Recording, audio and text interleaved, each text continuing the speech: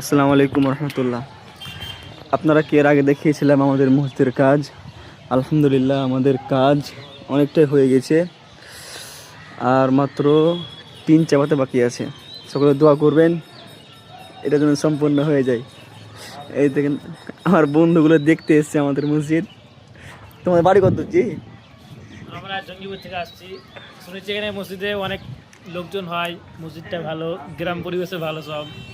তার জন্য দেখতে এলাম, একবার বন্ধু আছে মসজিদে দেখা হবে, বন্ধুকে সাক্ষাৎ করা হবে, তার জন্য এলাম। ভালো লাগছে? বেশ ভালো লাগছে, এত সুন্দর একটা পরিবেশ।